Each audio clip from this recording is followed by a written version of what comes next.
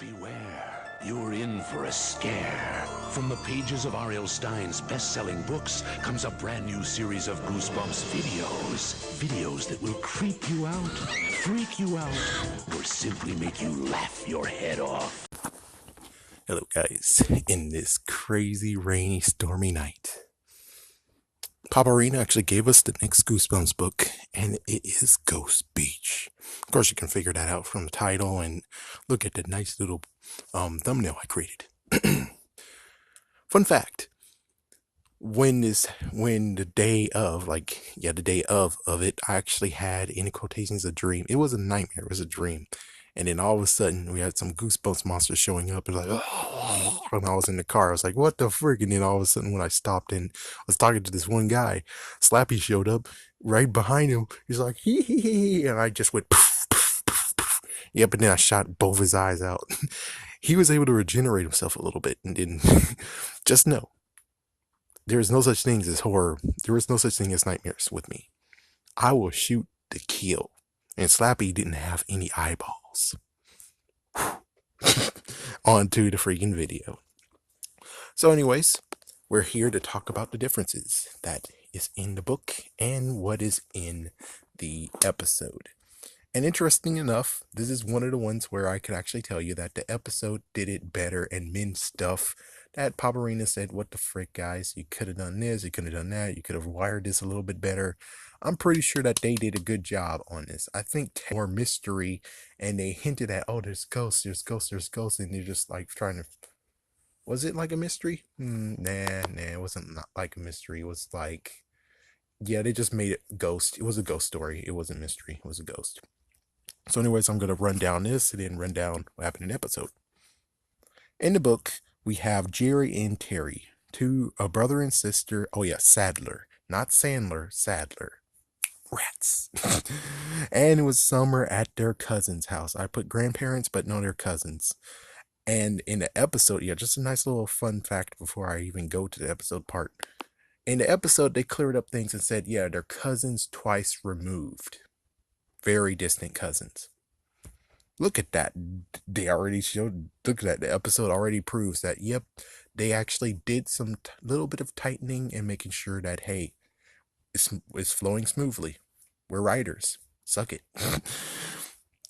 So apparently Terry is good with bird watching. She's curious. She's adventurous. Tombstone carvings, or AKA in the episode, or the actual thing, wax rubbing. Wow, Paparina didn't do his homework. Oh, damn. Yeah, well, anyways, and flower pressing. Jerry, we have no idea, and they're from New Jersey. They didn't mention in the episode they came from New Jersey, I don't think. They only just said that they were actually in an apartment. So, apartment versus being in a place where their dad went to as a kid, yeah, you can understand.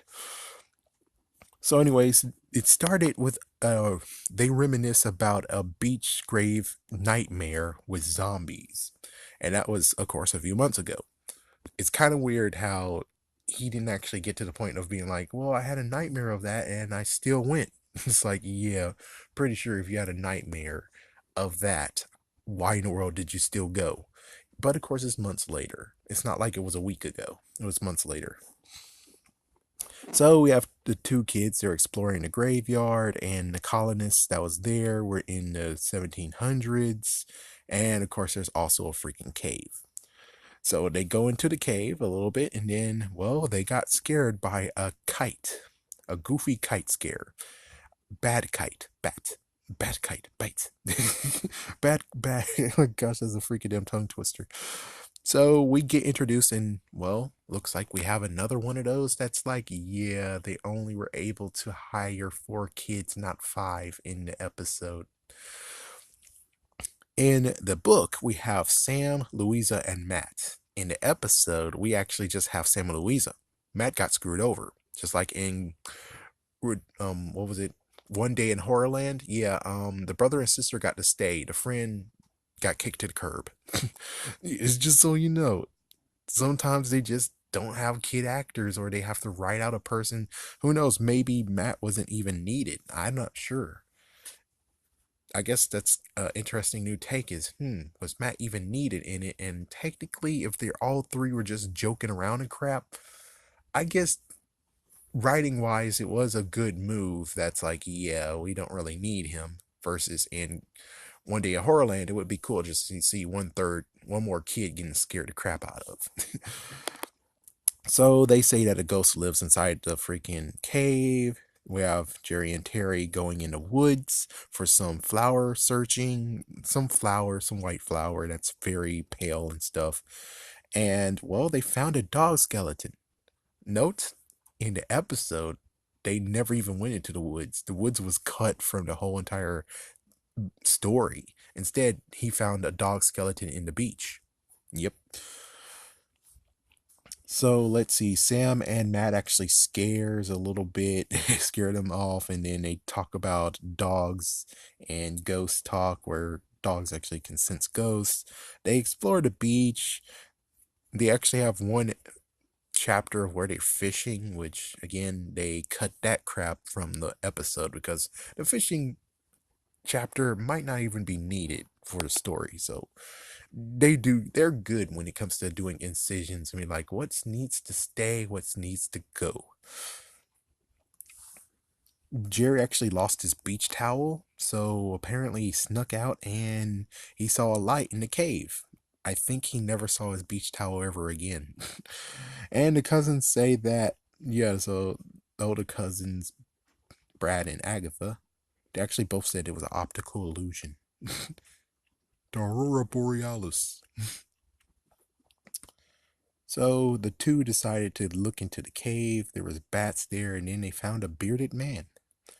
The kids actually go and, well, first they had a plan to trap the freaking man that's apparently is the ghost, and there's magic rocks in the cave, and well, it turns out the three kids are actually the ghosts, and he's like, oh, the proof is east side of the graveyard. And you see three fresh graves that actually were made. So Terry actually gets the three there, and Harrison has a dog. It turns out the three are ghosts, and they actually wants the two, Jerry and Terry, to kill themselves, yeah, do suicide so they can actually have fun forever. And well, they all got sealed in the cave. Not Jerry and Terry.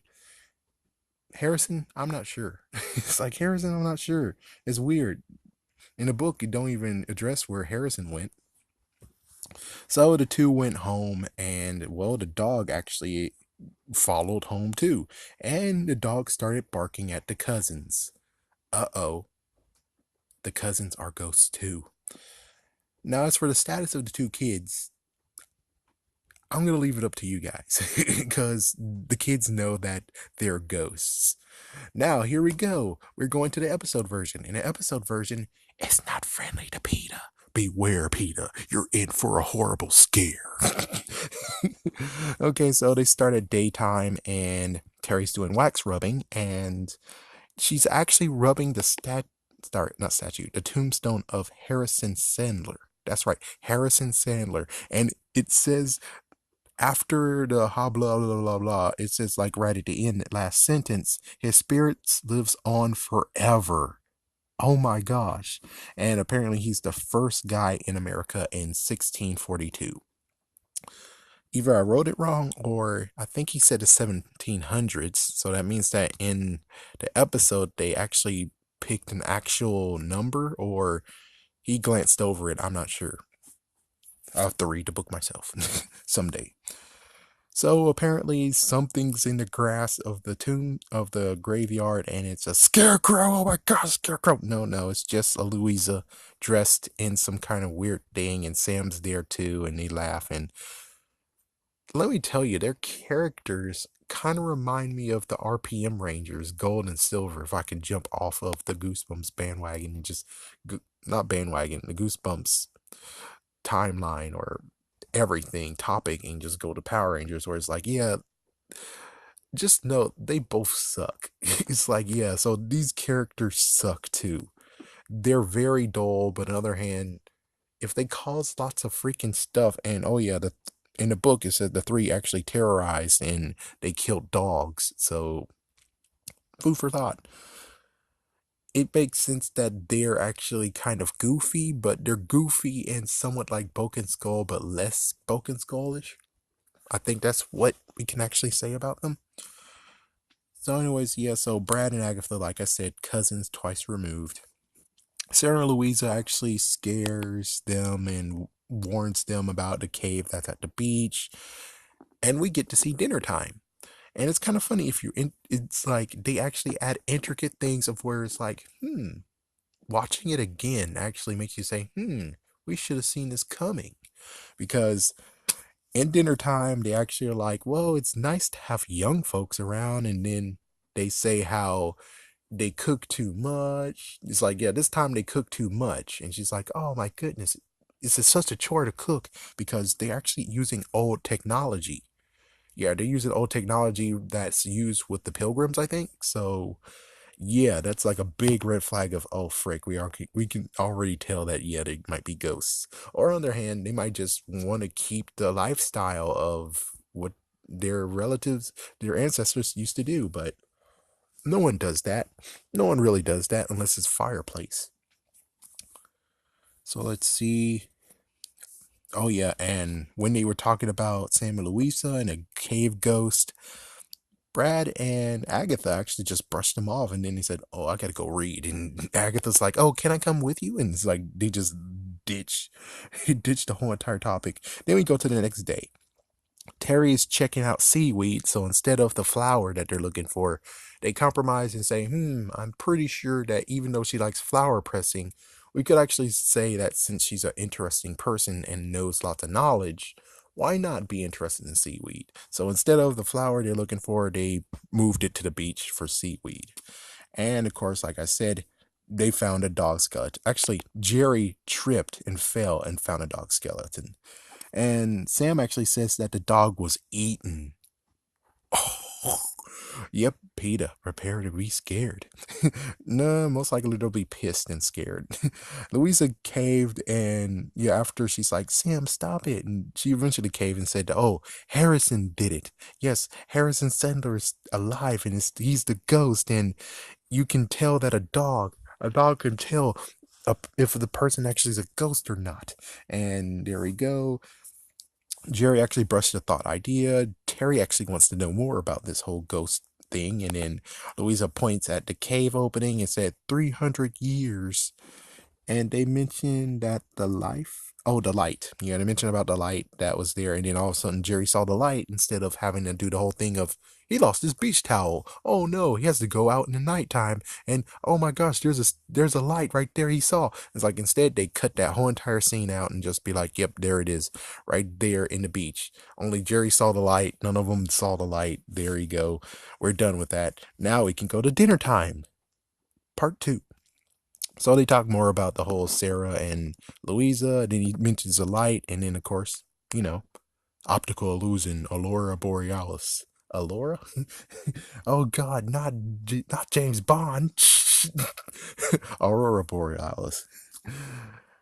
And well, he warns them to stay away from Beach's cave. And I'm like, of course you know why, because of you could get hurt and stuff like that. Wait, it's called Beach's Cave? Really? That doesn't seem new. Wait a minute.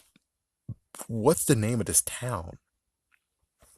Let's see, they came from New Jersey. I'm not sure where this is located, so okay, freak it. It's like, yeah, I don't think they told us what city this was in.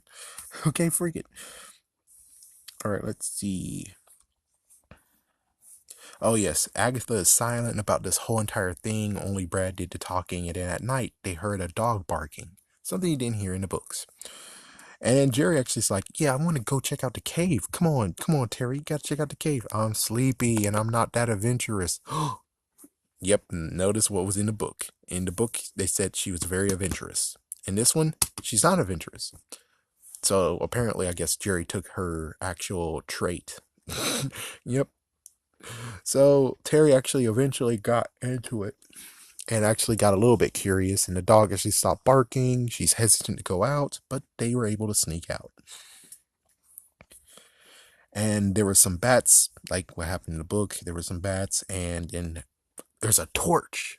He has candles too, but first we see a torch. And then we see he doesn't have a beard. He's just an old man. A balding, cranky old man. And his name is Harrison Sadler. And he came there years ago. It's basically kind of what they said in the book, except instead of looking about his relatives and ancestors, instead he actually studies ghosts. Yeah. So, anyways, he's not a ghost. And in 1641, there was a. He actually gives him a history lesson. That in 1641, there was this horrible freaking freeze. And, well, some of the freaking spirits have a will that they said, no, we're not going to die here. We're not going to die here. Because they freeze, they had no food. They're all dead. They freaking them died a horrible death. Now we get to see candles. Like I said, he actually studies ghosts and he mentions that Sarah and Louisa are ghosts. And he said, he is safe in here and they are evil. And Tara actually thinks he's a cannibal. It's like all of a sudden we're like, don't eat us. And I'm like, whoa, whoa, whoa. I'm pretty sure we heard that ghosts eat dogs, not ghosts eat humans. If we get to that point, technically he's kind of a zombie, am I right? He's kind of like a gentleman zombie. Nah, it'll be a little bit more savage. I mean, well, yeah, he'll be a little bit more civilized. He'll kill them both, and then he'll start chopping them up, and they'll eat. It's like I'm pretty sure it's more like a civilized zombie than an actual zombie, because zombies don't care. They just. So, anyways, he actually tells them, "Go to the graveyard, right now, damn it!" So they actually, eventually, after they talked to each other, said, "What should we do, man? I think we should go to the graveyard." So they go to the graveyard. They see the gravestones, and then the two show up, Sam and Louisa. And of course, they both said that we never saw Harrison before. We know a ghost is there, we just never saw him before. And it's like, oh. And then they're like, we're not ghosts. And clever Harrison, clever ghost, making him seem that he's not the ghost, but we are. That's so clever. And he's like, there are ancestors too. It's funny. It's like they all have the same freaking answer. Where it's like Harrison's like, but your name's on a gravestone. That's a freaking ancestor.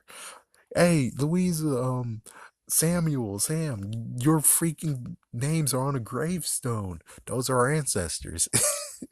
It's like that's all you gotta do is say they're your ancestors. So actually, the two showed up and they're like, okay, well, we have to show you something. And they go and they see that they have gravestones there. And apparently, the plan is, unlike what happened previously, where in the book it was the ghosts, the three kids wanted to kill the two kids, and then they'll have more friends to play with. Instead, in this case, it's more the fact of they're like, oh yeah, we're gonna go with that idea. Yeah, good idea, Terry. He's a freaking cannibal. He's gonna kill you both, eat your bodies, and then leave the bones all in here.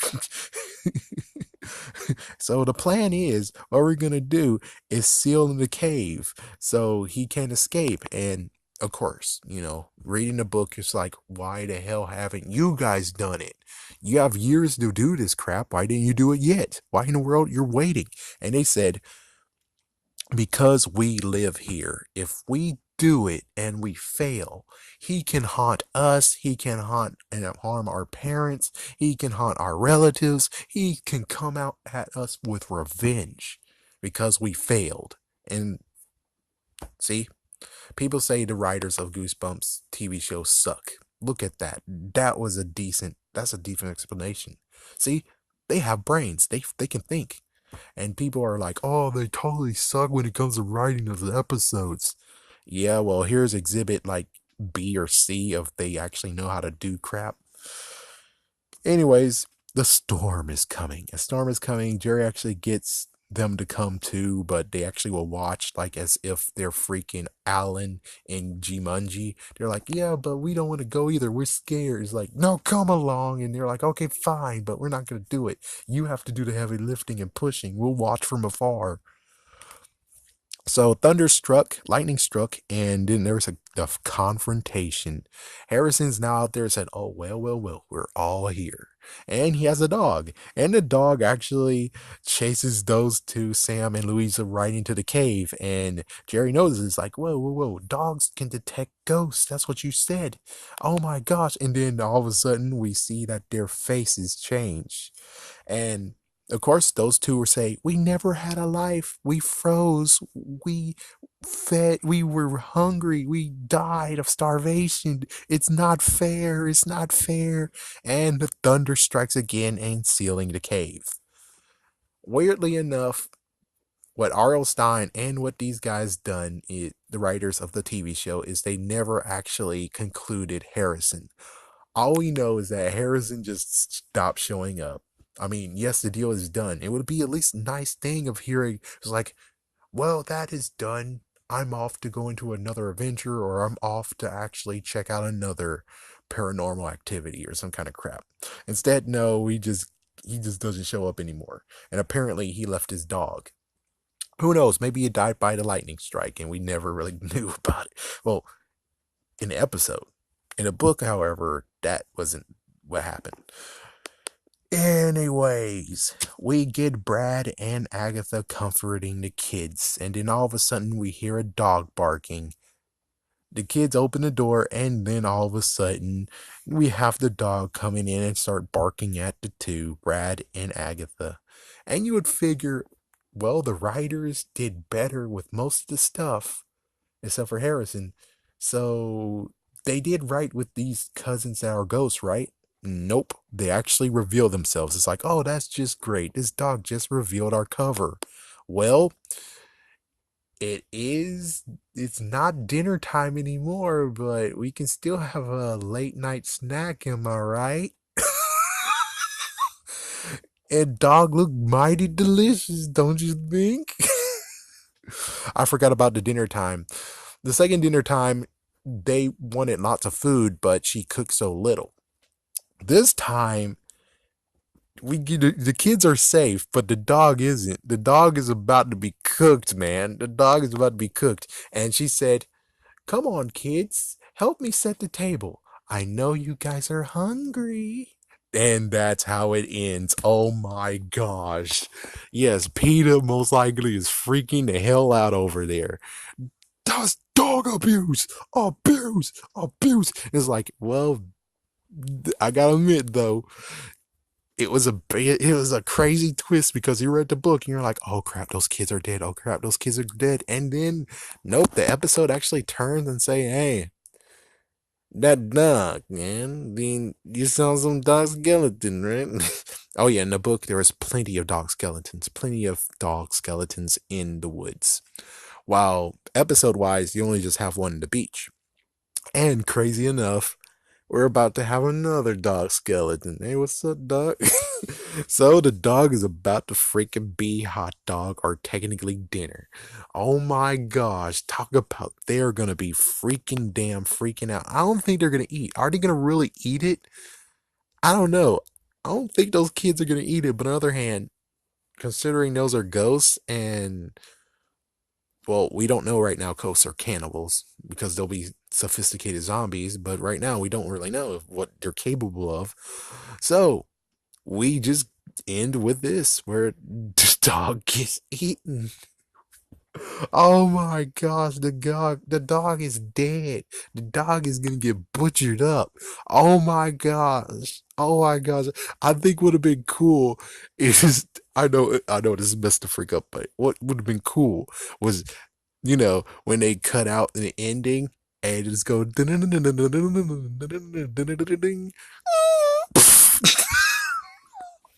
oh my gosh. Just have the dog sound of it dying. Dog sound of oh my gosh. Talk about that would so freak the kids out. Oh my gosh. I would have been like, what was that sound? Oh my gosh. Oh damn. Man, Peter would be so pissed. Peter would be so pissed off. But of course, it's crazy enough that PETA never actually got to the point of being pissed off with Pokemon until 2010, 2011, 2012. So, as you can see, it took them 14 years to even retaliate on Pokemon. So if it took him 14 years, pretty sure around that same time, this episode would have been freaking criticized by PETA saying, "What the fuck?" But instead, they didn't say anything. I don't think they said anything whatsoever. Of course, on the other hand, I don't think they didn't really need to actually say, "Oh, no dog was harmed in the making of this episode." I'm pretty sure they didn't even do that. So yeah, there we go, man.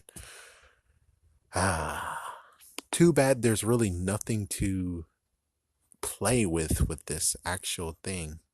Yeah, there's no extra no extra video I can make. I think this is wrapped in tight little bow. That's all I can do.